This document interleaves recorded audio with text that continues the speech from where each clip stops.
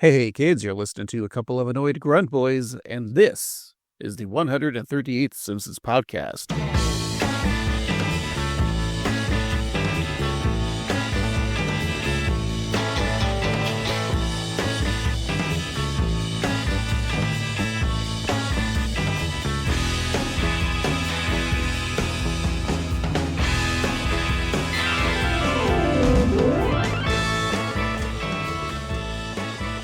That's right, we're the Simpsons podcast that discusses the beloved animated series The Simpsons from seasons 11 and beyond, and the newest ones when they air. Why do we do it like this? Well, plenty of other podcasts have discussed the Golden Age, that being seasons 1 through 10. We're tasked to find if any of the newer episodes can match those golden ones. I say we because I'm just one annoyed grunt boy named Craig. With me, as always, is the other annoyed grunt boy, Steve. Hello, Craig. Hello. Does my voice sound weird? Yeah, it sounds like you're trying to be like a newscaster or something. I don't know why. Just started off and then it just slowly went that way. I wasn't putting on anything. I just, sometimes we get into the flow and the rhythm. It's like jazz, man. It's the jokes that you don't tell. Yeah, I call it the weave. No. Steve, we got a brand new episode this week. And before we talk about the episode, there's a thing that us Gen Alphas we're really into. And that's, of course, the video game Fortnite, which I have on my Game Boy Advanced. Yeah, I've got it on my Atari Lynx. So Steve has a literal cat, a Lynx named Atari, and he just plays a video game on him. I hates it. It's fun. So, Steve, what do you know about Fortnite? Not much. Here's what I understand it to be, is that licensed or unlicensed properties of various pop culture are sent in, and basically it is a melee thing where you try and shoot other people or kill them, and it's like sneaky, and it combines all of the things that I hate about video games, which is competition and playing with other people. Yeah, I remember when it came out in 2017 that it was one of those, like, when you have like a PlayStation or Xbox, and if it said free, I'm like, well, I'm just going to download it because it's free. It's a video game. Why not? I never like downloaded it and playing for maybe like a couple minutes and be like, yeah, this isn't for me. I don't like when I'm sure there's controls I could turn off, like, but I don't want to hear kids screaming in the game, calling me names and stuff like that. And I like to like look at sceneries in video games, but I don't like to like get killed like all the goddamn time. Like, I hated playing online versions of like Red Dead and Grand Theft Auto. And again, I know there's ways where I don't actually have to play online with actual people, but like you, I don't like that. I never liked the Call of Duty games because of that. No. If there is like an online type of game, it has to be co-op, and we're not trying to kill each other. Then I'll do that. Yeah, I really like narratives, and also I like in my old age that you can play the game on the easiest mode, and that's what I do now. Well, sometimes you just want the story, and I totally understand that. I get that. That's how I play a lot of my games as well, because I want to, as much as I love Indiana Jones, I want to be him. I'm going to play it on the easier level because I just want to experience like this Indiana Jones story like it's a new movie, and so that's how I like to play as well. And like Red Dead Redemption, although I think I played that on standard. It's just one of my favorite games. Anyways, I know like Fortnite is big, and it still is big. And there's been so many like iterations of like pop culture characters. Like I think there was one with like King of the Hill, like Hank Hill was like a skin that you could get. I know there was like when the last Star Wars movie came out, The Rise of Skywalker, there was a big like Star Wars event where it was like, I don't know, considered canon maybe that you had to watch it. I never did. But yeah, it's just a big thing. So now the Simpsons are into the Fortnite verse, it seems apt because like I feel like every other pop culture thing has been in Fortnite. So I think the Simpsons is finally like the last of the few things that hasn't been Fortnited. Mm-hmm. But to go along with the game, there's going to be 4 little mini episodes, little shorts on Disney Plus for this whole month of November. And I thought we would, in this intro, talk about the very first 6-minute cartoon entitled Apocalypse Doe. Ooh. So there's some special guest voices, Troy Baker as Jonesy and Susie Young as Hope. I'm assuming that these characters are from the Fortnite-averse. I think so. I know Troy Baker as he's like a big name in video game gaming.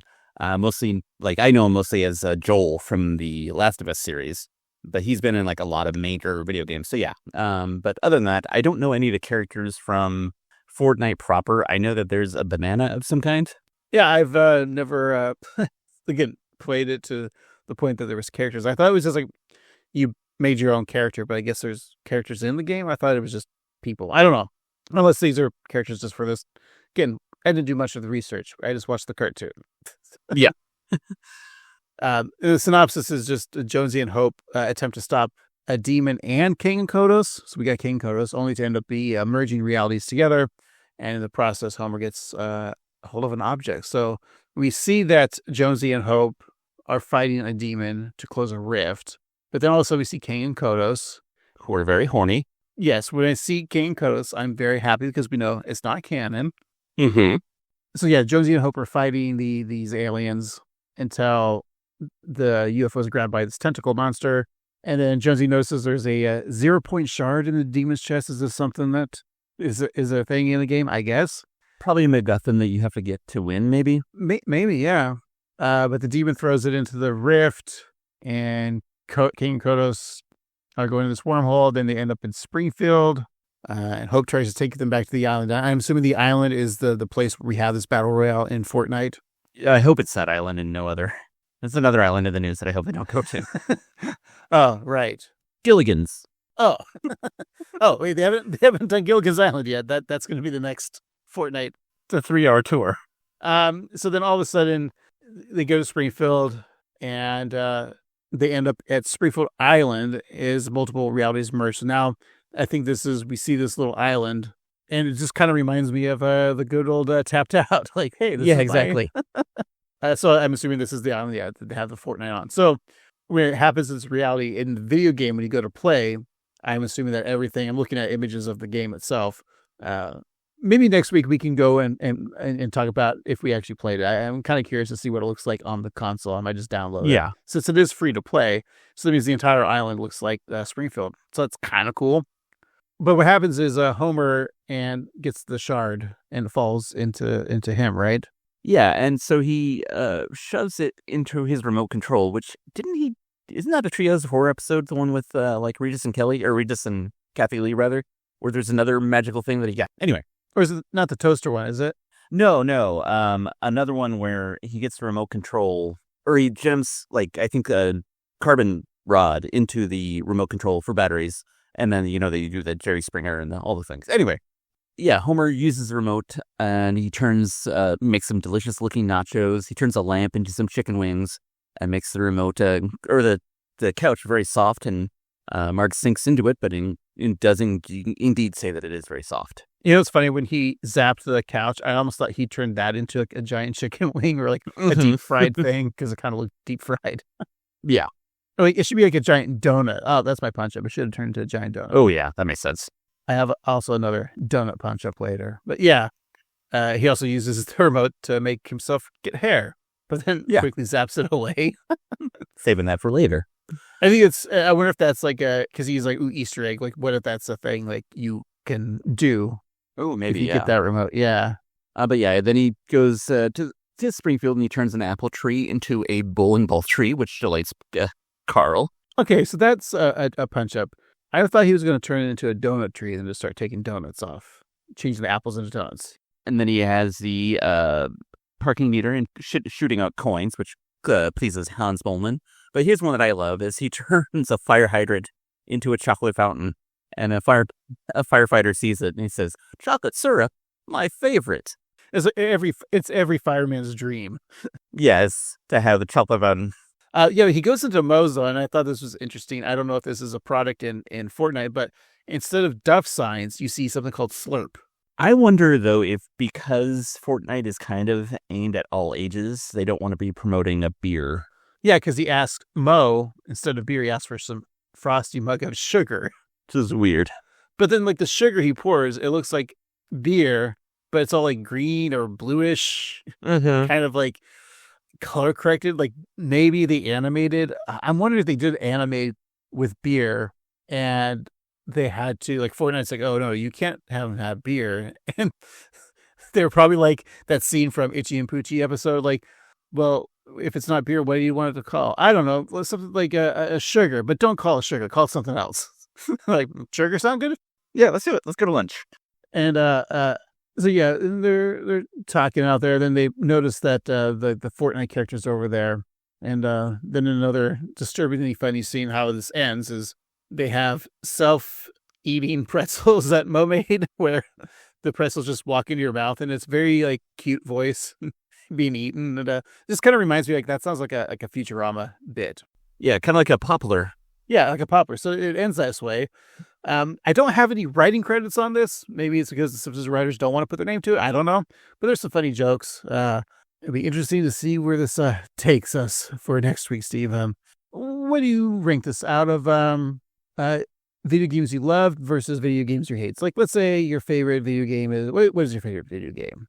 Ooh, that's a very tough question. I'm going to say probably Red Dead 2. Sure, let's say that is your favorite game. And then your least favorite video game is probably, let's say, Fortnite. Yeah, I'm going to say that this is a Fortnite. No, this was fine. I understand that I'm not like the designated demographic that they're like trying to shoot for. It does kind of like smack of like cheap commercialism to try and like make money out of this, but it starts off with saying that this is a commercial for Epic Games. So yeah, I think it's fine for what it is. I'm curious to see if like I get wrapped up into it. I do like look online often to see like if there's any like mods of different Simpsons games, because I do miss playing a Simpsons video game, and I don't know if this is the one that I want to play, but I'll give it a try, see what's up. Yeah, I don't know if I can promise, but I might look into it if I'm like, you know what, I'm just gonna check it out. Yeah, so maybe. And then maybe next week or the week after, or the week after that, we'll talk about if we played it or not. Sounds good. But you know what I do want to talk about instead? What's that? Bad Boys for Life. Let's talk about that. Wonderful. We'll be right back.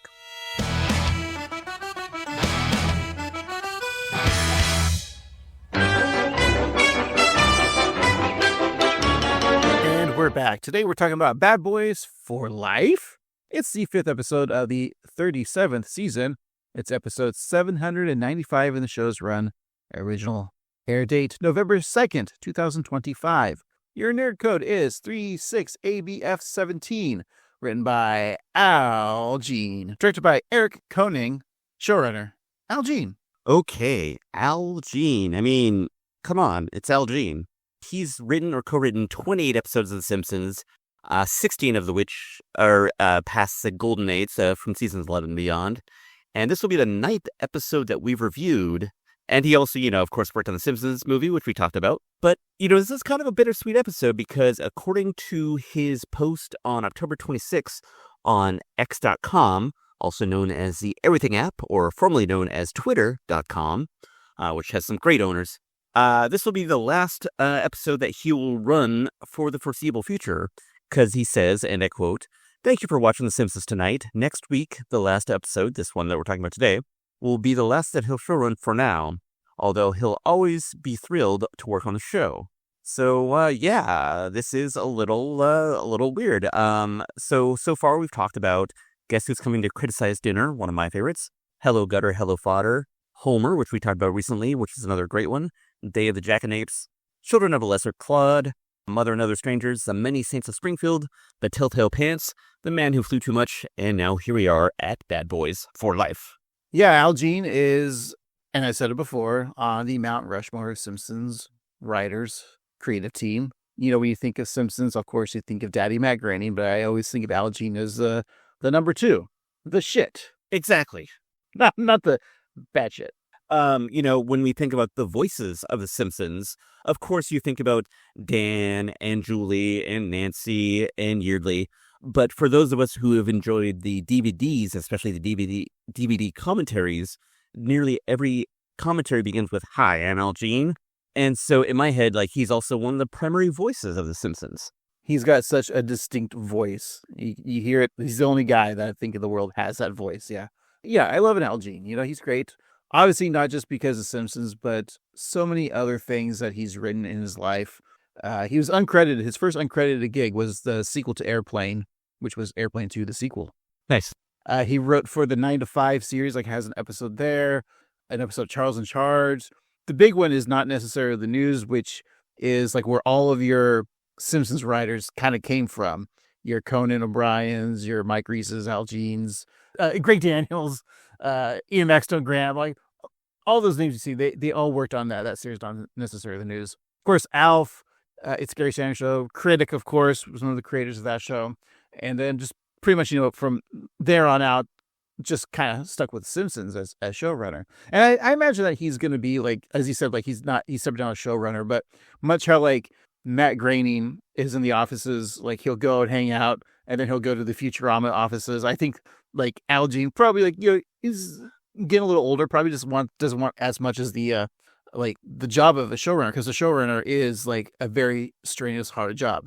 If you've seen the show 30 Rock, the Liz Lemon, the character played by Tina Fey, it's like she's the showrunner and she has to put all the fires out on that TV show. And that's kind of what Al has to do. And that's why you see multiple showrunners from time, because, kind of right now it's Matt Selman is kind of the showrunner, I think, right? Yeah, I would say that he's kind of like taking over, and then you'll have like other writers or directors also help out. But like, let's also note that this isn't the first time that Al Jean has left, because in the early 2000s, he ceased to be the showrunner and we got Mike Scully.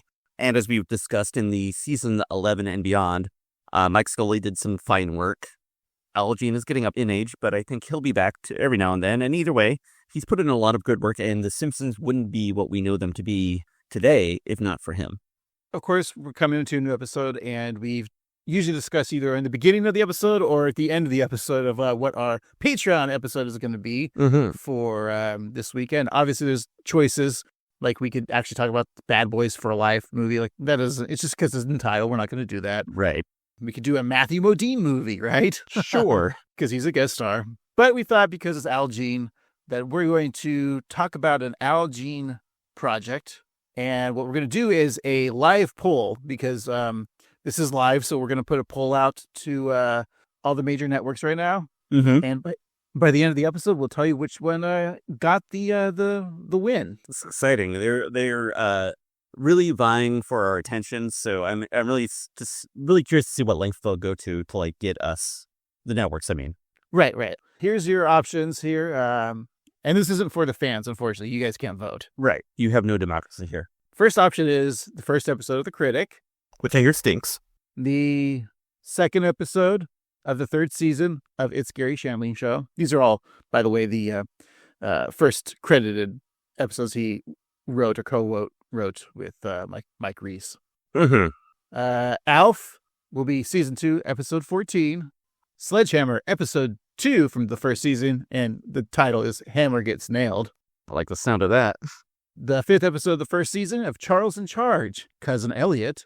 And finally, the first episode of the created by and written by sitcom Teen Angel.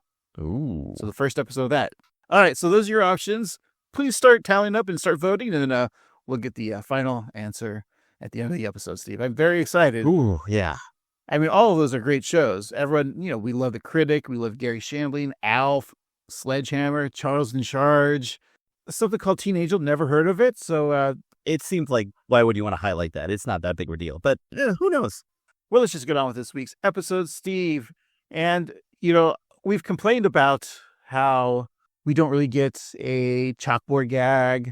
Mm-hmm. And we don't get to see the town of Springfield. And now we don't even get to see that it's called The Simpsons, because it goes straight to a couch gag. Yeah, just right in there. And so to celebrate the new mini season of Fortnite, which we talked about in the intro, the characters from Fortnite are on the couch, and we have, of course, everyone's favorite, Jonesy, Hope, Meowsicles, Fishstick, and Peely. So the Simpsons arrive, intimidating them with their Fortnite guns, and they proceed to eat a banana split out of Peely, which is peeled through, but is still alive and blinking on the kitchen table. But I'm guessing that Marge didn't make that banana split because everyone seems to be enjoying it. I think it's just the flesh of the live banana man that they're eating. Oh, yeah. Seems to be enjoyable. I think if you're eating live flesh, it's the sweetest. So that makes sense. Yeah. Just ask zombies. Yes. Well, our episode begins, as it always does, with a Jerry Seinfeld voiced by Marge, describing the classic car dedicated to his guest of honor. This time around, it's a 1908 first edition Model T with a 30-inch pneumatic clincher at a top speed of 42 miles per hour and an outmoded nickel crank. So the owner of the vehicle, an outmoded crank of his own right, is C. Montgomery Burns. So after he's removed, Jerry welcomes the actual guest, who shares a number of same political views as Mr. Jerry Seinfeld. You'll have to pry this car from my cold, dead hand. Well done. All that for today's episode of Comedians in Cars Kvetching with my guest, Krusty the Clown. Today's colleges at 2PC. Don't get me started on today's colleges. Apparently college kids don't dig my Ho Chi Minho character anymore. What's not to like? It's a communist fish. Oh, I wish I could do drivel like you, Jerry. Drivel. Funny word. What's the plural? Dribblers? Yeah, looks like you'll be jaywalking home. Every time a rich comedian runs out of ideas, he does a car show. Oh no, it's carpool karaoke. Please call 911. John, everything is so drivelous. So it took me a minute, like when the Model T was being talked about, described. I was like, where are we going with this? I didn't realize Maurice was doing that Jerry Seinfeld. It's kind of subtle, because most times when you hear a Jerry Seinfeld impersonation, it's over the top. Yeah. I think the subtlety works well.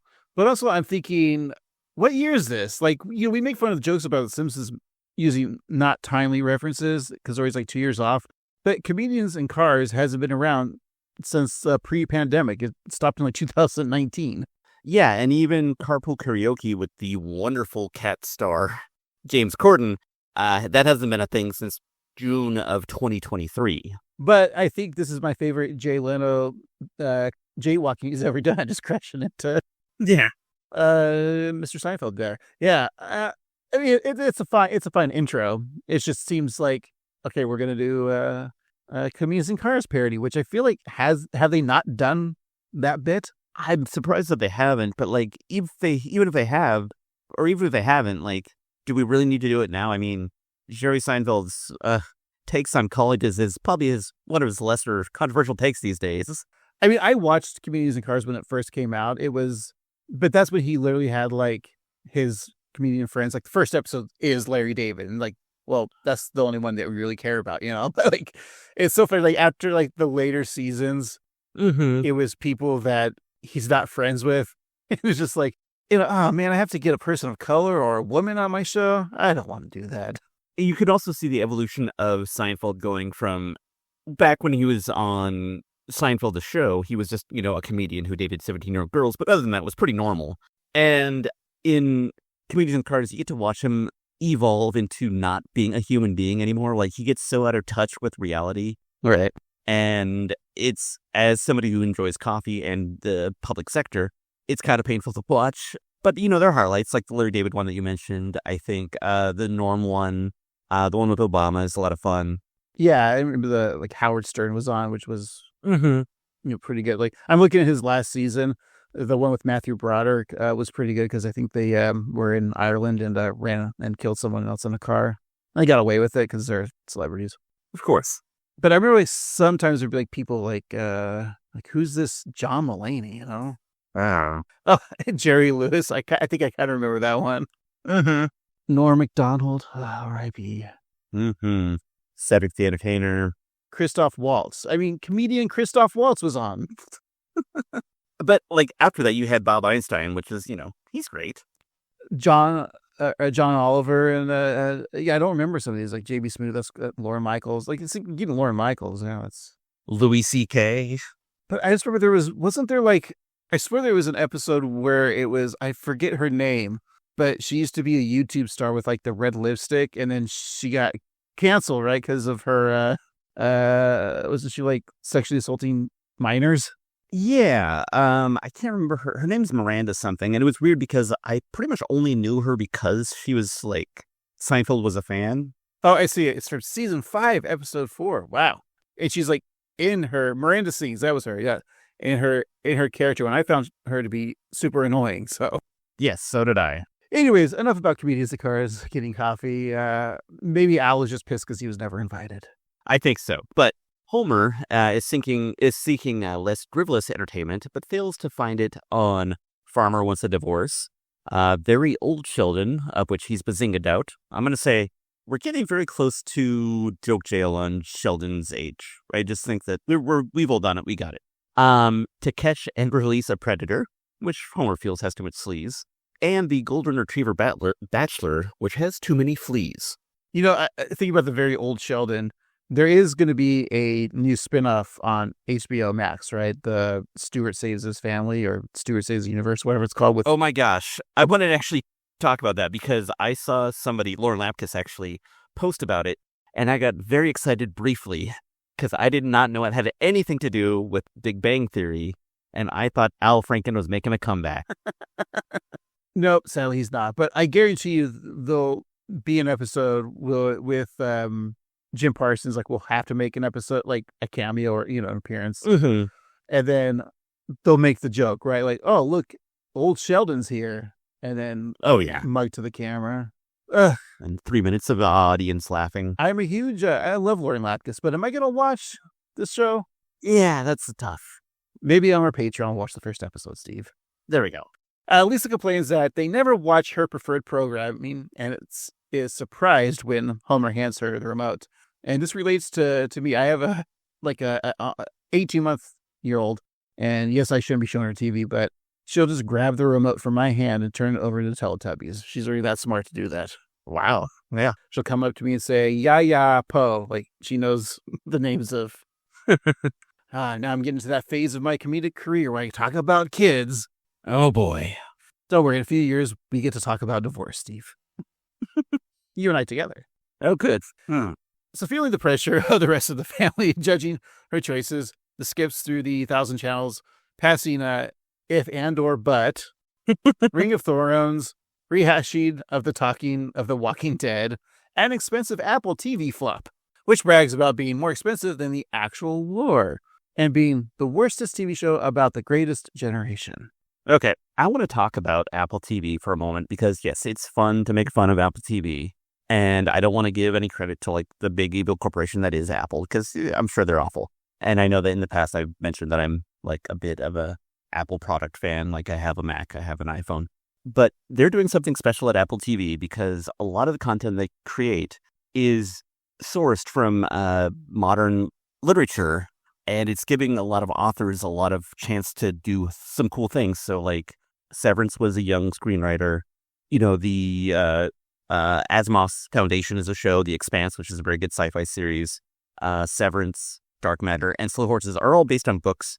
And so I just think it's cool that Apple TV is using, rather than using tired, like DC or Marvel properties, which is fine, but to use authors and books, I think it's cool. So that's all I'll say. Yeah, there's a new show that I watched with Jason Momoa, like him getting a chance to actually talk about Hawaiian culture and not in the way that we usually see it on TV, like with the Brady Bunch going to visit Hawaii. And that's the second show that they gave him to play with, too. Yeah. So, yeah, they're doing something cool over there. Anyway, Lisa decides that there's nothing good on TV, suggesting that perhaps Marge should tell a story about their younger days. But Marge notes that they've done that a few times, and the well might be running dry. Nice little meta joke there. Maybe Maggie's first tooth, or maybe Grandpa's last tooth, or maybe the time that Homer thought that he invented stuffed crust pizza. And Homer proudly states that he did invent the better than in concept than reality idea, once again comparing himself to the inventor of the light bulb, saying that he is the Thomas Edison of stuffing things with cheese. Do you not like stuffed crust, or you think it's a little too much? I think the idea of it is so much better than the reality. Like, I've never, maybe it's, I'm growing grumpy in my old age, but like, it's just not as good as I remember it ever being. Well, I think the problem too is like a lot of times that crust will take up so much real estate that you're not getting enough pizza. That's a good point. I mean, I like a stuffed crust pizza, but I think you're right. Like, it doesn't hit as it did when it first came out when you were a kid. Mm-hmm. Yeah, I think that you can do other things with pizza that are better. Like, pizza's pizza, just have it as it is, right? Exactly, that's what I'm saying. Yeah, you don't need to reinvent the wheel. I mean, Detroit style, which is fine because, they're famous for the wheel, those are cars. but their Detroit-style pizza is a rectangle. What's that about? That's wild. Anyways, I love a Detroit-style pizza. Bart quips that includes Homer stuffing himself with the cheese, which results into Homer choking Bart in the classic fashion. Hey, it's back. We were told that it was going to come back, and it's back. We haven't seen him really strangling in the last couple of years, right? Yeah.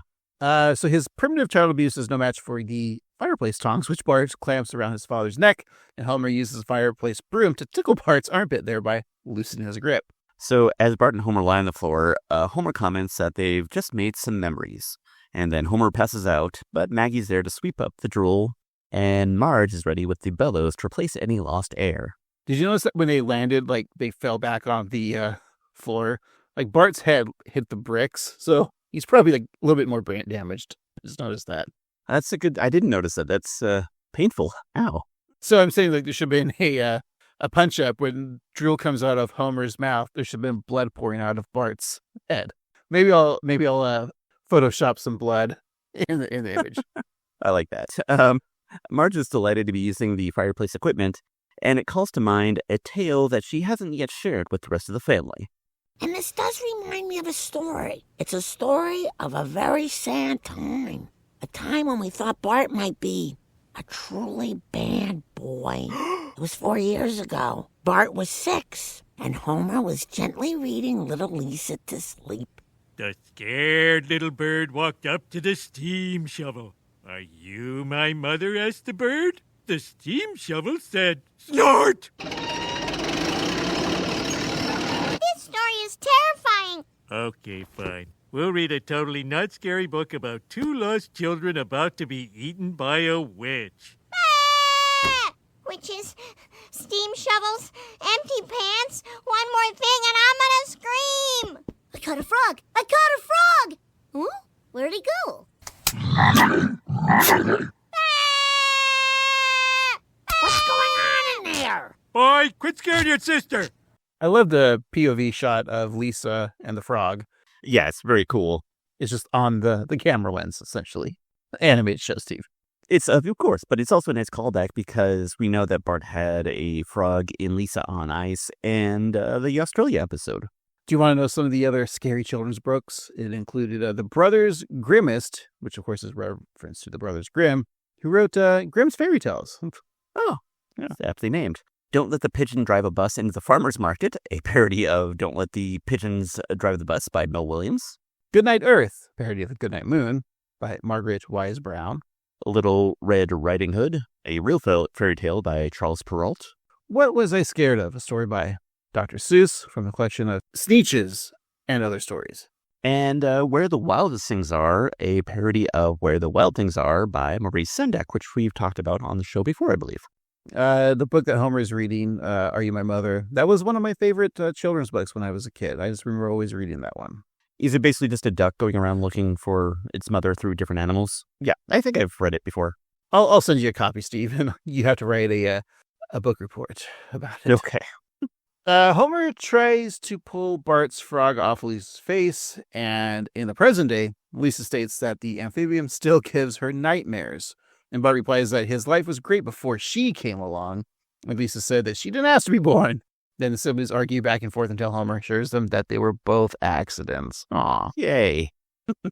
Marge continues the story, putting forth the age-old question, what creates a misbehavior? Perhaps a father who, at times, could be a touch inconsiderate? So at the dinner table, Homer steals peas from Bart's plate, eating them before emitting a mighty belch in little Bart's face, and then uses Bart's hair to wipe his hands. But then Abe interrupts the flashback to comment that saying Homer was occasionally inconsiderate is like saying Shamu was sometimes a whale. And Grandpa goes on to say that there were actually 9 different Shamus. He begins to rank them, which coincidentally is Steve's rankings of the Star Wars films. So there's 6, 5, 2, really Steve 2, 3, and then Marge stops him. So Abe wraps up his babbling by saying that a whale in captivity only lasts a week. Though, it's a good week, aside from the last 2 hours. So Marge jumps back to her story, saying that Homer sometimes forgot that Bart was even there. So back at the dinner table, Marge offers 4 chocolate chip cookies for dessert. And Bart goes to grab his, but with a yoink, Homer pierces the cookie with a carrot, eating the sweet treat with, carrot. And then Marge, looking stunning in a blue dress, which we don't see, tells Homer that Bart may have enjoyed that cookie. So Homer rubs Bart's head and gives him a half-hearted apology before commenting about how gross he finds the carrot. Yeah, a couple comments. I love the use of changing the costumes for the 4-year flashback. Like Homer wearing like khakis, like they're brown pants, but it's just weird. The blue dress, like it's almost like when didn't they have like old back in like the early 90s when they would show like promotions or just drawings, like she'd be wearing like a blue dress, or it was Bart with the blues. Right, because basically they were in such a rush to get merchandise out that they hadn't like set in the rules of the Simpsons as much. Yeah. So she didn't have a blue dress, but it is weird because it reminded me of that because the dark blue hair with the light blue dress was much like Bart and those old action figures or drawings with the dark blue pants and the light blue shirt. And yeah, it's just fun to see. And then like having Lisa in her little overalls. Mm-hmm. But this scene here where Homer just takes a cookie from Bart kind of broke my heart. Like this is like, yeah, Homer's done a lot of shitty things in his life. And in this episode really like, makes me hate this motherfucking dude. This father who sucks. Yeah, this is a bummer of an episode. Like, I know that there's a happy ending, but like, yeah, this one's kind of sad. Yeah. So young Bart straightens his spikes and gives Homer the old stink eye. And Marge wonders if Homer is a disconnected parent, but Homer denies the accusation, all the while drinking Bart's milk, then splashing it all over him, and once again using his son as a towel. Fuck you, Homer. So the father and son growl at each other, and then Marge tells Homer to make things right. Listen, Buster, if you don't bond with him soon, we're gonna have problems. Oh, whenever you call me Buster, it means something is really bad. That's right, mister. Mister's worse than Buster. Since we're having trouble communicating, we'll use this whiteboard to tell each other how we feel. But even when Homer tried to help, it didn't help. Your turn, boy. Write how you feel. No. You're not supposed to use that hand. Try again, son. Still wrong. Hey, this is the hand I want to use. This is the hand the world wants you to use. Listen to the world. Never!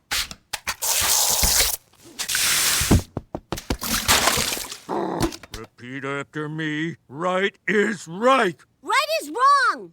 Yeah, this whole scene didn't make me laugh. It just made me furious with Homer.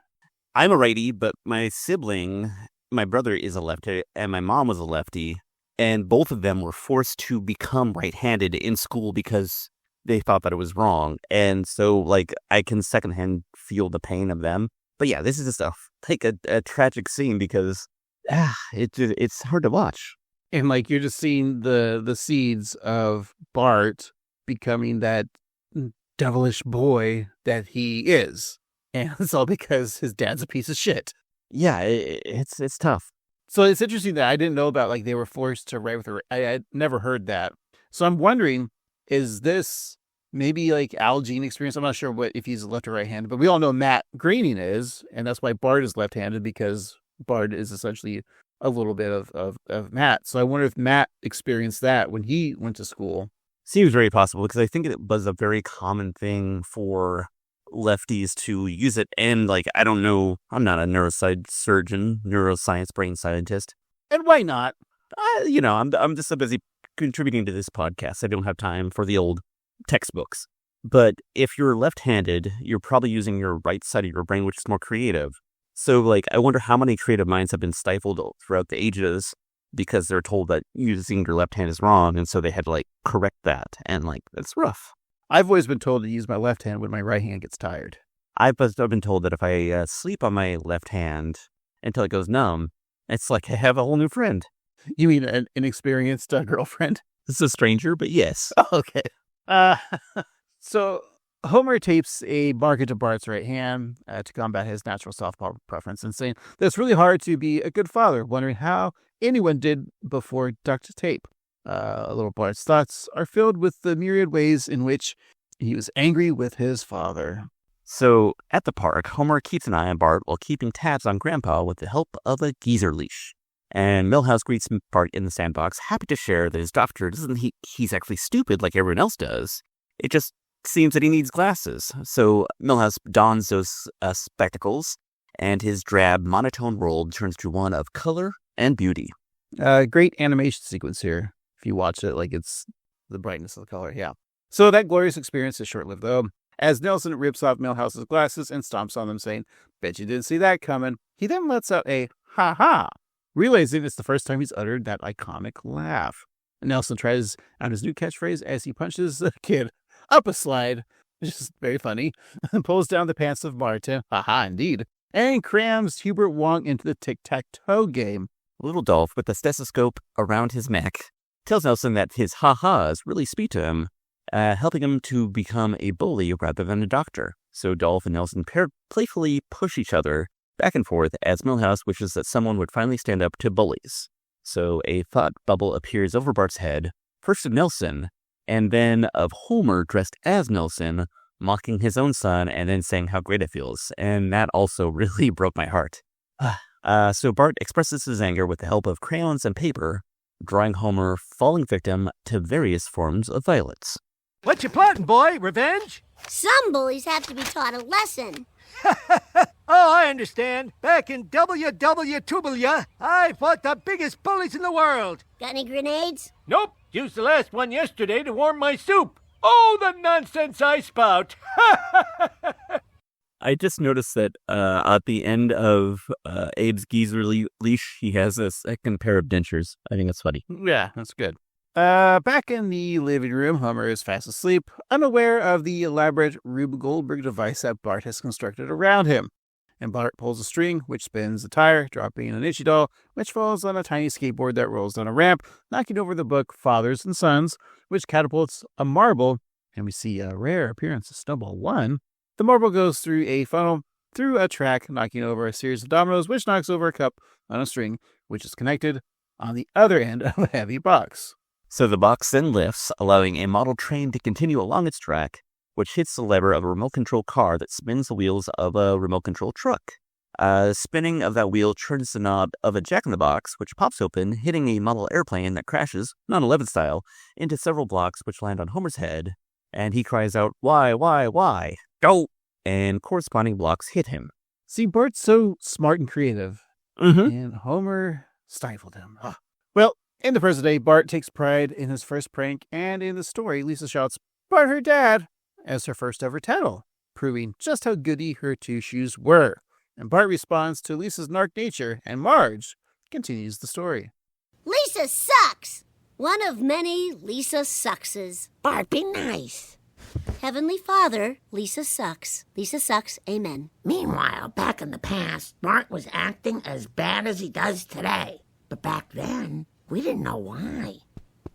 Homer, I'm afraid Bart may be a bad seed. Bad seed? What does that mean? He's a ne'er-do-well. A ne'er-do-what? He's no darn good.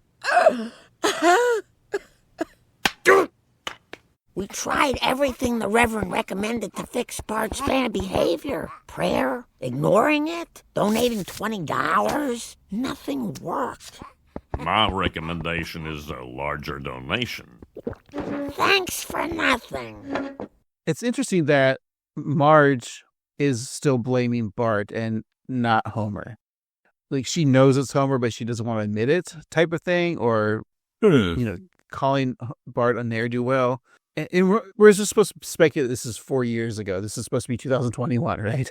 Yeah, I mean, nobody's wearing masks, which is very dangerous. I don't think anyone in Springfield would have worn a mask. Or maybe it was 4 years to when this episode was created. So it was 2 years ago. So 2017, right? I think Marge, she's on the right path because she's telling Homer to connect. But yeah. Maybe it's because she's not actually seeing Homer trying to connect. She thinks Homer's trying to connect, but he's not really connecting. And to be fair, Marge is still a very young mother. Like, Bart is, 6 years old? Lisa's 4. She's still trying to figure it out, too. So maybe she doesn't know not to blame Bart himself. But yeah, it's a little weird. She would be what? Because they mentioned Homer is 38 in this episode. And she's 2 years on her, right? So she'd be 36? Yes.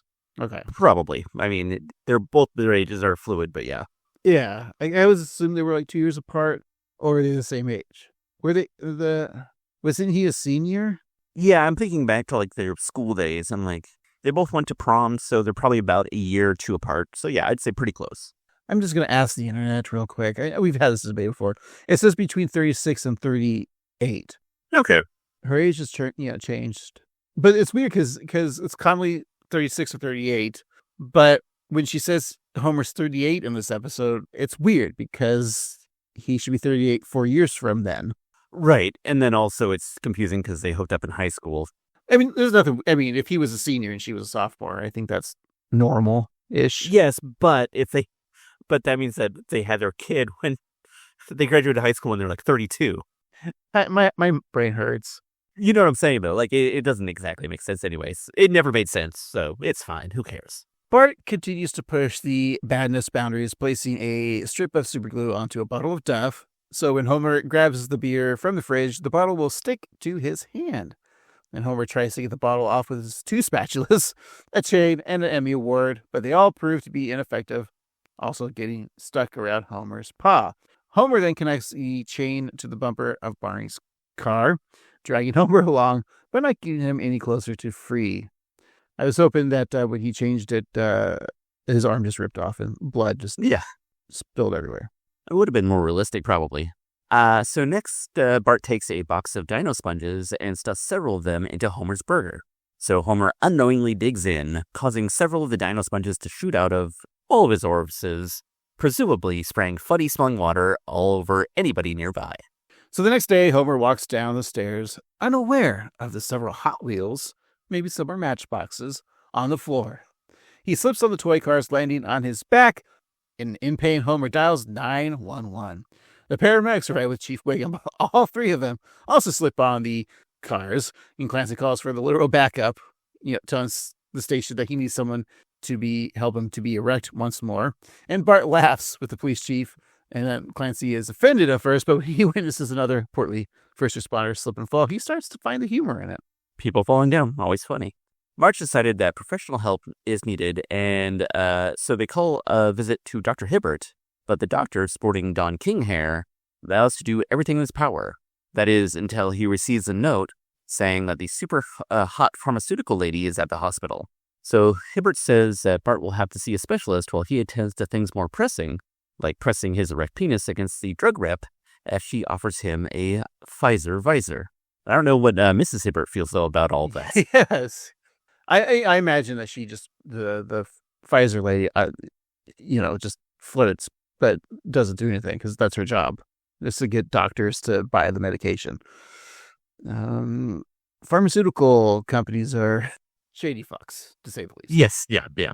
So the specialist that Bart visits is the state psychologist, Dr. Leonard Stern, who has a sign outside of his door warning that funding will run out in 9 days. And Dr. Stern understands that young boys will test their father's limits.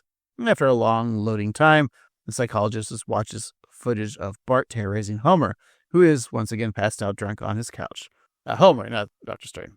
The first Dr. Stern thinks that Bart is attacking his grandfather, but Marge explains that it's actually Homer and that he's only 38 years old. So the child therapist tells Bart that he's a very special, and that sometimes a very special boy needs to go to a very special place. A scream of terror is heard in the distance, but Dr. Stern assures Bart and Marge that it's not one of their kids, it's just one of the very scary movies that he lets the kids watch. And Marge is adamant that Bart doesn't belong there, but as Bart shoves his little butt in the fish tank, Dr. Stern feels that the decision may not be in Marge's hands. Sorry, not up to you.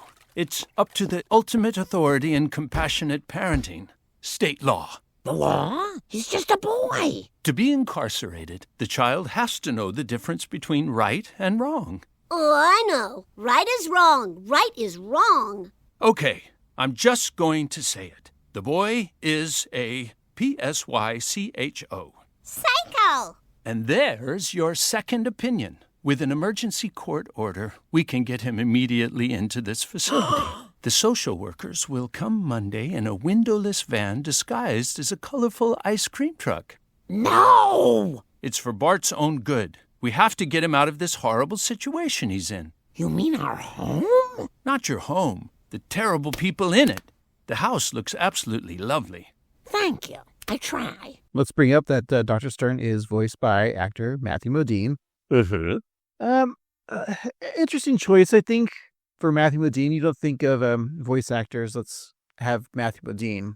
It's funny. I didn't realize he was on the show, and then when I saw the character of Dr. Stern, I'm like, he kind of looks like Matthew Modine. I think most famously, of course, is his role from Full Metal Jacket as Private Joker. He's the main character. And then I think he also now has like a big resurgence, at least in the past couple of years. He was on Stranger Things. So he's an interesting guy. Like I try to think, was he a leading man? I don't think so. He's a character actor, right? Yeah, it's funny because I was trying to think of like what I know him from, and he said he was Private Joker, and I mostly know him from his bit part in The Dark Knight Rises. Yeah, he was the police chief, right? Yeah. Yeah.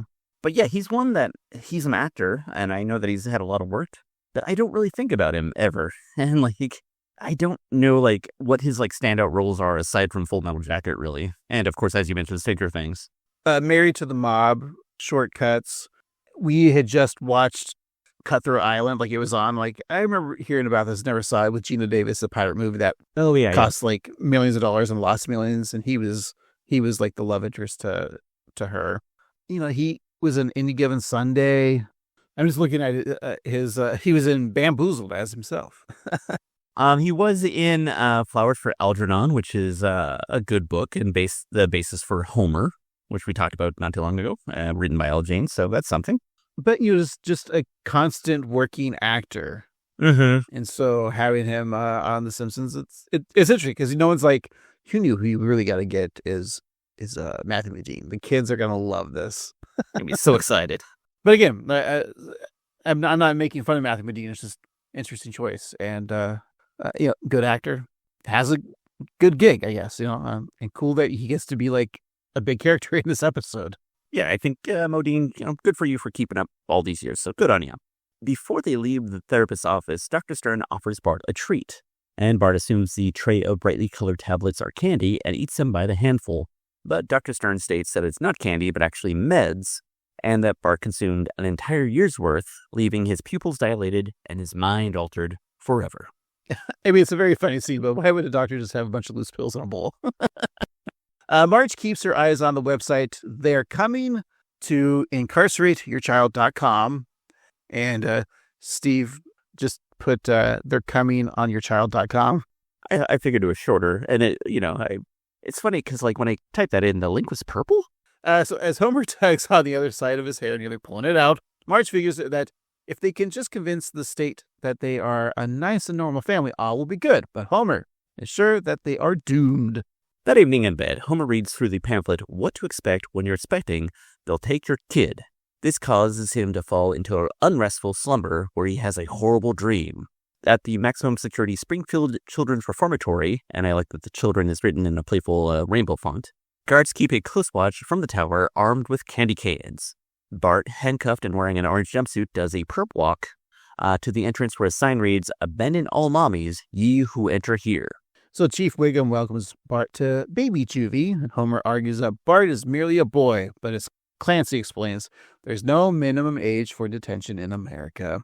And he adds that the age can be as young as 7, and Homer's confused as how he is so knowledgeable in his dream. But Wiggum tells him that he is slogging or sleeping while Googling. So with a Take 'em Away toys, 2 giant nutcrackers lead Bart to his prison, fun joke, where Bart adapts to his new life with the occasional visiting hours or learning from the more experienced delinquents who sport teardrop tattoos under their eyes. We really miss you, boy. The cow says... That's a phone call you never want to get. You know what these signify? That's right. It's all the times I cried. Told you not to read Charlotte's Web. How should I know spiders have such a short lifespan? I'll shorten your lifespan. You keep Charlotte's name out of your mouth. Throw in the pit! Do you think that them saying, keep Charlotte's name out of your mouth is a reference to the title of the episode Bad Boys for Life? Yeah, I didn't think about that. I think you're right, Steve, for once. Hey, I'm going to agree with you. I did something good. Yeah, congratulations. Hey, thank you. You get to not put another tear under your eye for all the times I made you cry. Aw.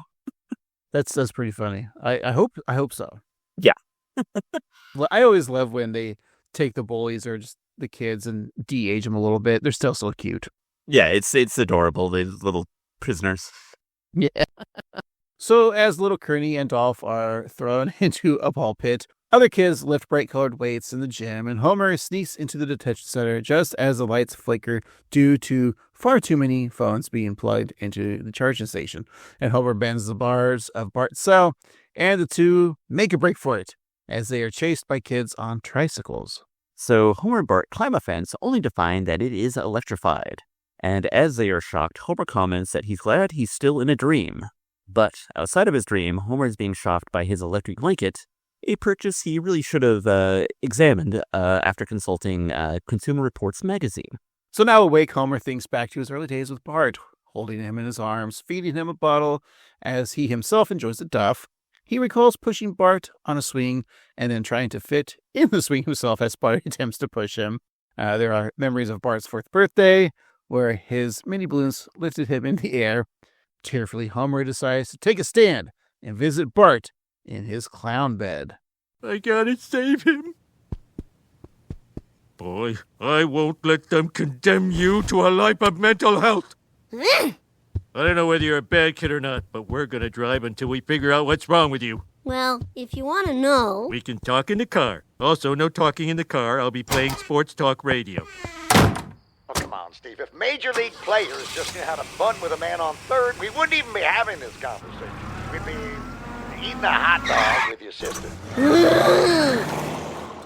I was taking a journey to save my son, but do you know who I was actually saving? Yourself. Would you like to tell the story, Lisa? Not really. I wish you would. You're much better than me. Thank you. I will. If you don't mind, I'll podcast it too.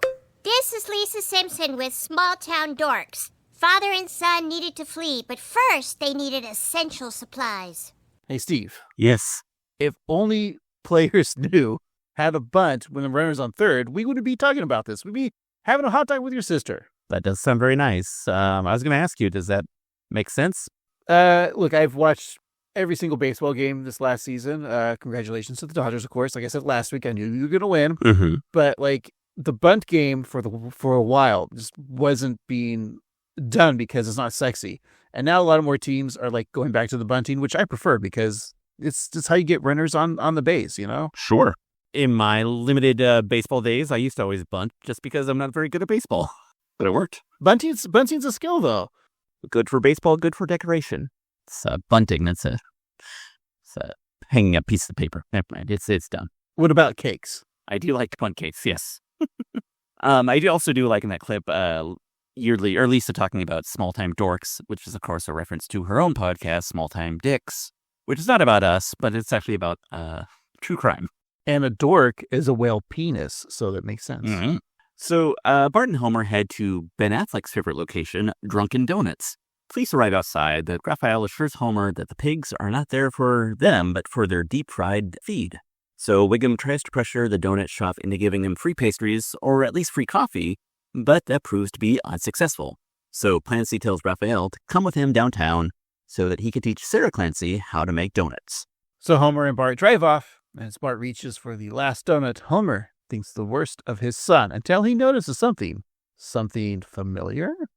Look at him. After causing all this trouble. He's a pain in the neck. He's uncontrollable. He's me. Son, for you. The last donut. Up? Thanks, man. Aw, being a father is finally worth it. How did I do this? Lou, I'm scared. We better Amscray. Amscray? What's that mean? I don't know, and I probably never will. Now we gotta scram.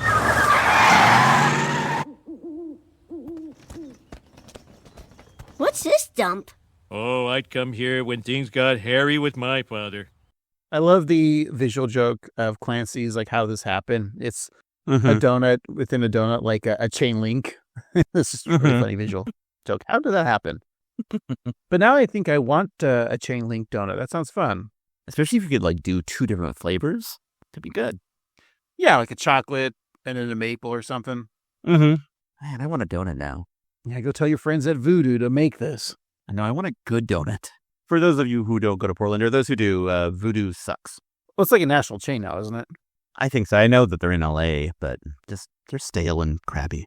They're at Universal City Walk. Ooh, next to Bubba Gump. I think so, yes.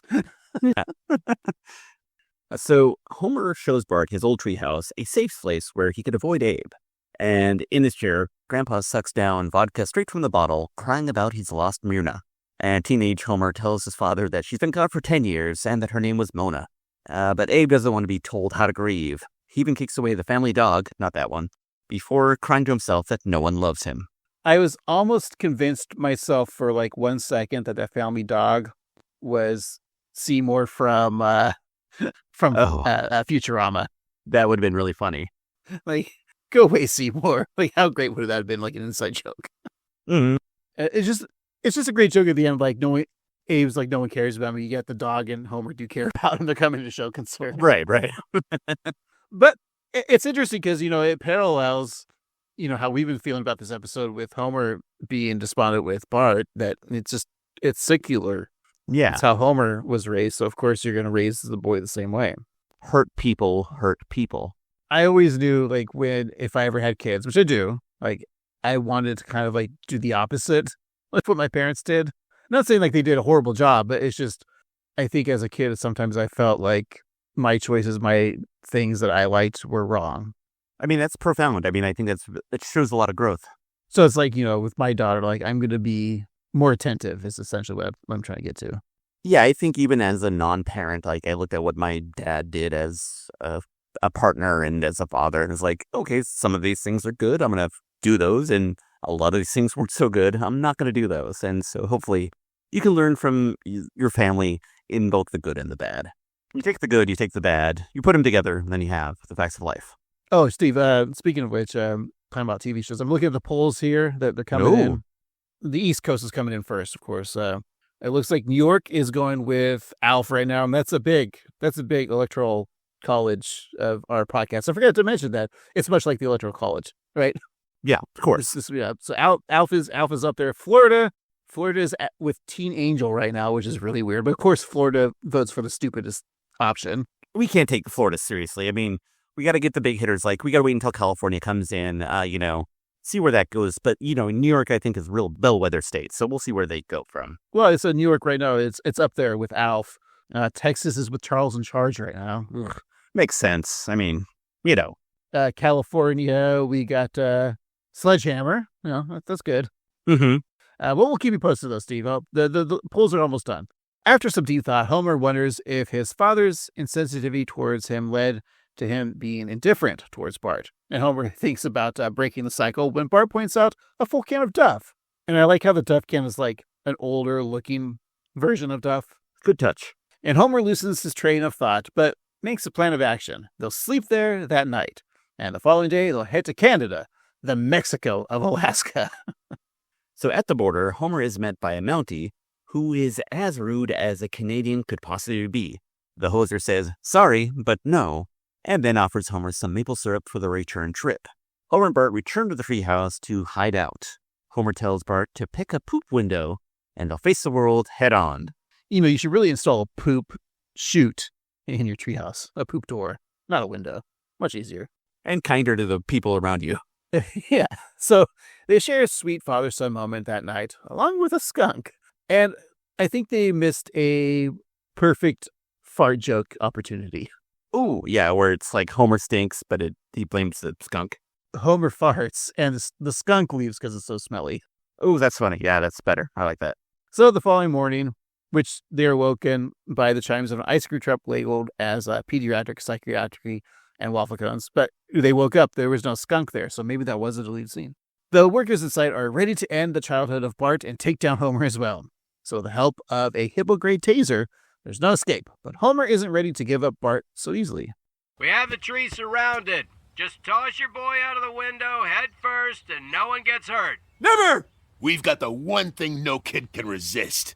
Glow sticks. Gimme, gimme, gimme. Come on, boy, gotta be strong. Do as I say. Colors, Neon pink. No, it's a colors. trap. Listen to me, son. The glow sticks are beautiful now, but you'll feel cheap when you see them in the morning. Also, the insides taste like crap. No! Ah! Just take a bite of this ice cream, young man, and we can be on our way. No, it's drugged. I mean, he's not wrong about the glow sticks. Like, they're cool for, like, what, 5 minutes maybe, if that? And then it's just depressing. You're just calling around plastic that kind of smells bad. Probably bad for the environment. Oh, horrible. I don't know if this was intentional or not, but the fact that the ice cream that they're having was a raspberry Ritalin could be a really cool callback, because in King Size Homer, when Homer is frantically driving the ice cream truck to the nuclear plant to keep it from exploding, he takes a cone and it happens to be raspberry. And I think the fact that raspberry is kind of a rare flavor for an ice cream, I think it might be intentional, and if so, that's really cool. Wow, another Steve moment where he's spotting things that none other can. That's right, I'm a dork. Steve, you deserve to eat a donut. Thank you, I appreciate that. Speaking of eating, Homer takes a bite of that Ritalin raspberry ice cream bar, and a wave of thoughts rush over him in an organized manner. He remembered such things as how to count, how to tie his shoes, I before E except after C, pants, one leg at a time, 742 Evergreen Terrace, Springfield, USA, Ned Flanders' Amex number 0123-456-709-8765. I'm making sure that works, and it does. I just bought the country of the United States. It's mine now. Nice. Probably cheap. Yeah. Green Bay, negative 3.5. Homer's own PIN codes and passwords. That he parked in the section Poochie 23 at Itchy and Scratchy Land. Now, are we going to have to pull a blunder on this one? Probably. Because, of course, Homer wouldn't be Poochie until the kids are at the ages of 10 and 8. Poochie shouldn't exist yet. That's very true. Boy, I really hope somebody got fired for that blunder. And they did. It was Al Jean. That's why this is his last episode. He left out of embarrassment. Homer even remembered Marge's birthday, October 2nd. And the psychiatric workers are impressed, but Homer has one more important thing to remember. That Bart isn't a bad boy. Homer's indifference and ham-fisted attempt to help him grow up and his alcoholism don't mean that he doesn't care. And just then, Marge arrives on the scene. Let them go! Sorry, Marge. I have a court order that says otherwise. Doctor, I've never thought more clearly in my life. This is my son, and I love him. Losing him would be like losing my arm, the important one, the one I bowl with. Please. They teach us at Johns Hopkins not to have feelings, but damn it, this is getting to me. Why? Son, what do you want? Use this whiteboard. Just a quick continuity. Of course, it doesn't matter. They mention, of course, Marge's birthday is October 2nd. Well, there's some conflicting things about that, because in one episode, Marge claims to share the same birthday with all-around great guy Randy Quaid, which his birthday is October 1st. Huh. Also, there's some sites state that her birthday is March 19th. Others suggest October 18th. There's no official, of course. Right. But then this episode also says that Homer's 38 when he should be 36 in this episode. I don't know, Steve. Let's just make her birthday whatever you want it to be. All right. I think we should stick with October 1st because she and Randy Quaid have a lot in common. All right. We'll go with that. All right. So with an uneven hand, Bart writes, I want my fat. And then under fat, he writes, penis. No, Steve. He writes father. No. At first, I thought he was going to write Homer because he always calls him Homer. Homer gives the son a big old hug, and they are left to be a happy family yet again. And Bart kisses Homer's cheek. No, not his butt cheek, Steve, but his face cheek. Despite that, it's feeling like sandpaper, and that's how the episode ends. Wow. There was a closing credits, images of famous left-handers or southpaws, and it was nice, a little nod that Matt Groening was there along with Bart. Oh, nice. Steve, I think it's time that you and I left to go take a break and then come back right here. Right here. Because right is right. We'll take a little break and we'll be right back.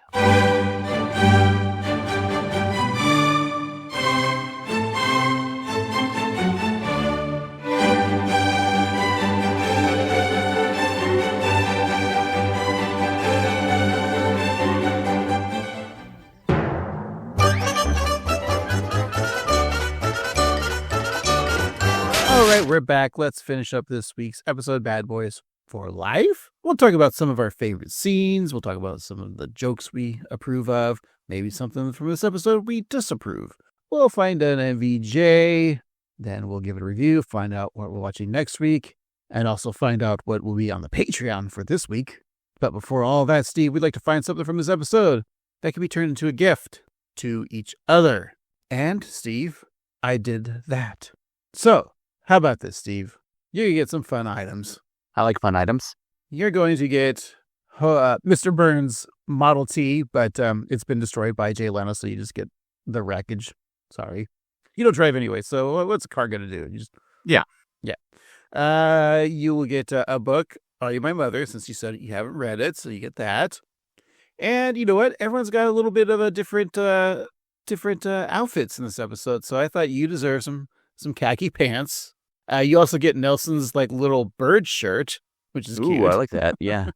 You get Marge's blue dress, and you get Bart's green shirt, because you like green shirt. I love green shirt. You love a green shirt. And you get Dr. Hibbert's wig. I mean, it's not a wig, but I turned it into a wig. Of course. And then also I got you a hamburger, and there may not be dino sponges in it, but you'll also have to see when you eat it. Maybe I can sell the soul and sell them and buy some souls. That's what I meant to say. Yes. How about this big bucket of pills? Ooh. An electric blanket that, the cord is kind of ripped, so you might get electrocuted. And finally, you get the Infinity Donut. Wow, that's very kind of you, Craig. I also got you an Infinity Donut. And, you got me a car, but I got you dozens of cars. Sure, they're tiny Hot Wheels and Matchbox and even a couple Micro Machines. But, you can play with them. You can line them the floor and do a Home Alone-style fun thing. Whatever you want. Also, I got you Bart's Rube Goldberg device, so you can have all kinds of fun with that and have blocks fall on whomever's head that you want. And then I got you a frog, because, Bart had a frog, and, I think you would like a frog. May I eat the frog? I mean, it's your gift. You do what you want with it. Why are you trying to eat me? That's racist, probably. Steve, I'm allowed to do that because my 23andMe says, I'm mostly French. And I'm mostly frog, so that's okay. Steve, what made you laugh or cry this episode? Well, crying is probably more. There's a lot of sadness in this episode, a lot of, bummer of stuff. I think that Lisa, weirdly, was probably going to be my MBJ. She didn't know what to do with having the remote control. It's just a feeling that we've all had before, it's too much pressure. I like the jokes about the different TV shows, even if it is a little dated. I like the memories of Lisa realizing her as a goody two-shoes and Bart realizing that Lisa sucks. And I think that some of the callback gags were fun. I really enjoyed the fact the clown bed was there. I like seeing Snowball 1. We never see Snowball 1. But as far as laughter, I gotta say this episode was a little bit light on laughter for me. But I'm going to give it to Lisa as my MVJ. How about you? Yeah, I think that it's definitely hard to give it to Homer and Bart in this episode just because of the animosity. And while he does some funny things, I just think the malicious nature behind all of Homer's things in the beginning of the episode doesn't make me laugh. And I think for the funny is oddly the bullies. I like Nelson. The idea of just him, we're talking about emotional distress for our main characters, but let's see when Nelson discovers his haha and then him just punching the kid up the slide. I know that's abuse and wrong, but it's very funny. And I like how who is it? Dolph says, I don't want to be a doctor anymore. I want to be a bully. And then even though technically I guess it's in Homer's dream, right? Going to the juvie. I still think the kids are funny in that. Yeah. And the phone I think is funny too. Yeah, that's good. And even Grandpa, who's kind of the problem, kind of comes to him. But when he was being sad for himself, it was really funny in the flashback. And you're right, Lisa does have some good stuff here, and the Canadian Mountain. Oh yeah, let's give them a shout out. But I'm just gonna go. I think my instinct, the laughy stuff, is the playground with Nelson and Milhouse even. his glasses. So Nelson, you win it for me. Nice. Steve, what did you think of this episode altogether? Well, it's interesting because we've talked, a lot about the different eras of Homer. We have like dumb early Homer, who cares, but is kind of aloof and kind of a puppy dog. Then we have jerk-ass Homer, and then we have a really stupid Homer, and then we have the more modern kind of caring parent Homer.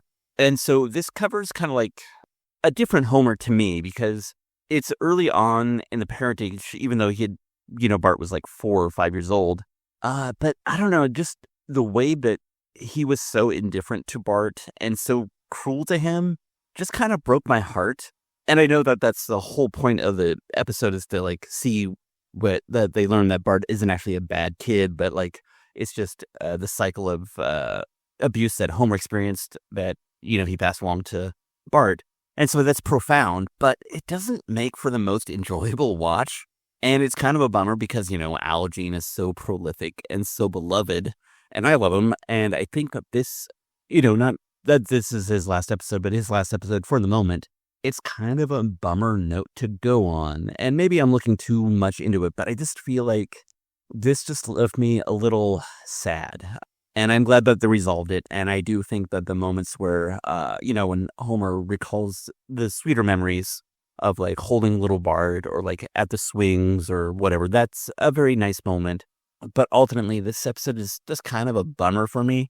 So I'm going to say watch it just for the experience, but ultimately it just left me a little sad. So if I had to give it a numerical ranking, Al Jean is credited with writing or working on, in some capacity, for a whopping 746 episodes of The Simpsons, which is incredible. And if I have to give this score, out of 746, I'm going to give this one 435. I just think that we've had some highlights this season, and I think this one's kind of a low light for me. What are your thoughts, Craig?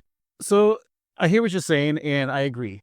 But when I watched this episode, if I'd not known that this was Al Jean's episode, I would think that this is a new writer's episode for the new, like a young Gen Zer writer who's writing that Bart is the way he is because of Homer. And I'm almost wondering, like, since it's Al Jean, like someone who goes way back, is like him writing this as an apology to the way Bart was treated throughout the entire run of his Simpsons career.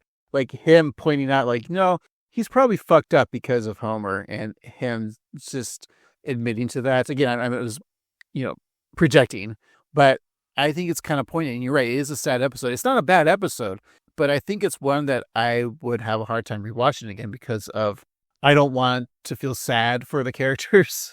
Right. This is a show that you just watch to laugh. But how many times have we talked about on episodes, like when there's emotional value to the story and to the characters, how richer and stronger it is. And just because it makes us feel uncomfortable makes this episode worth talking about. And the fact that it isn't just dumb joke after dumb joke where we say, I like this, it's funny, ha ha ha.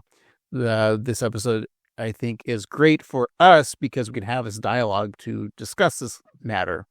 Yeah, the subject matter is tough, but I think it is worth a watch. So I don't think of this episode as bad at all. I think it's a very good episode. And, I think it just strikes into the, if you're a parent or were raised, and it helps you kind of like reflect on your childhood and maybe some of the things that you didn't like as a kid. And then as a parent, maybe like, you know what, I might have to change some things and be more attentive. And then again, is that the right answer? No one knows. I mean, the thing is with parenting and kids is every kid is his own individual. Some kids might thrive with no interaction with their parents, and some, don't. So yeah, that being said, I think this is a good episode, but it is tough to watch. And just wrapping up nicely at the end with Bart doing the Homer donuts, like that's what it takes for Homer to realize he's been a dick. It's a very dumb Simpson-y thing. So yeah, I think it's good. So I'm going to rank this out of, you did Al Jean, I'm going to do Matthew Modine, Steve. So out of his big roles, I think Full Metal Jacket would be his number one. And then people would probably say Stranger Things, but I'm going to give this The Dark Knight Rises because Well, it's still a great fun movie. It's the lesser of the Nolan trilogy. That being said, Steve, the total is in. The votes are over, speaking of Al Jean. And, of course, we talked about the ones that America was voting for. And that, of course, was The Critic, Teen Angel, It's Gary Sandling Show, Alf, Sledgehammer, Charles in Charge. Right. Coming in at last place is Sledgehammer. Not a lot of people wanted to watch that. I personally did. Followed by It's Gary Shandling Show. It's an upset. This is what I wanted. Charles in Charge. I guess Charles is not in charge of our Patreon this week. Steve, that just leaves 2 more. That's Alf and The Critic. Sorry, 3 more. And Teen Angel. Oh, number 3. Really, folks? The Critic coming in a 3rd? What? That stinks. Yeah, last 2. Teen Angel and Alf. Well, surely number 2 is Alf. Oh, man. Steve, he means because of Florida and the swing votes. Teen Angel is what we're going to have to watch. This tells me 2 things about America that I hate to admit. 1, we're far too religious. And 2, we hate aliens too much. Not a political podcast. Of course. But we love teenagers and Jesus. So this is America for you. That's right, folks. We're going to be reviewing the first episode of the 1997 to 1998 series that only had 17 episodes, created by and written by Al Jean. That's right, Teen Angel. The first episode entitled Marty Buys the Farm. So here's the fun thing, folks, for our Patreon listeners. You don't have to sign up to any service because it's free to watch on YouTube. The quality is awful.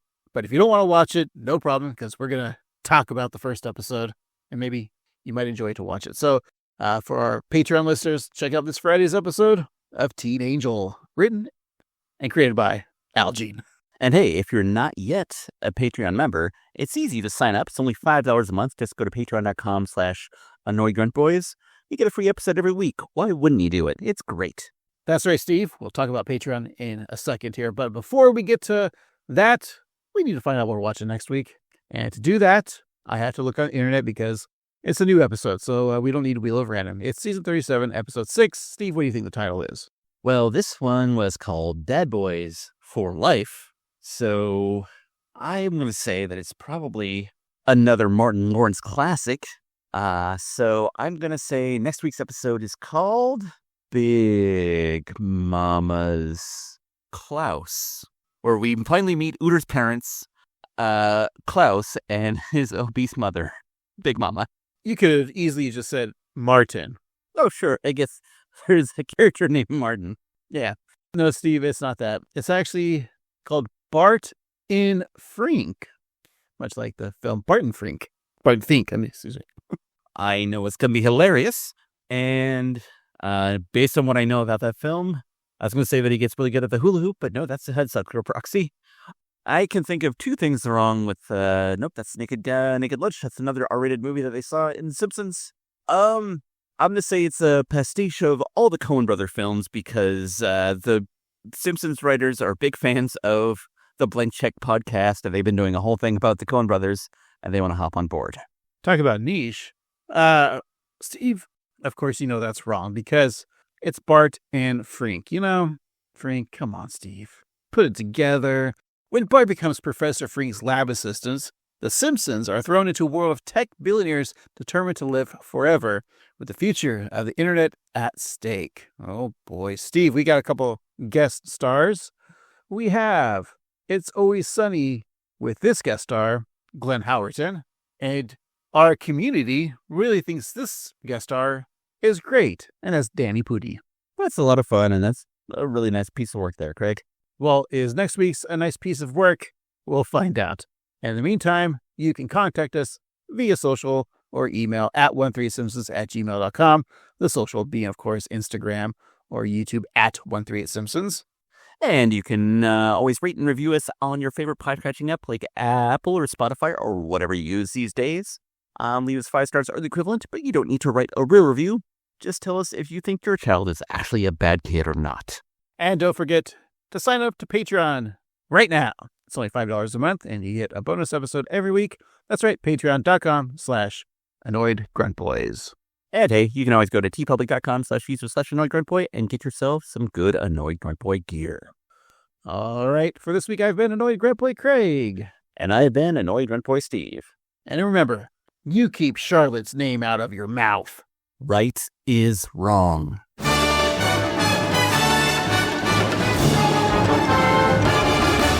Oh, the nonsense I spout!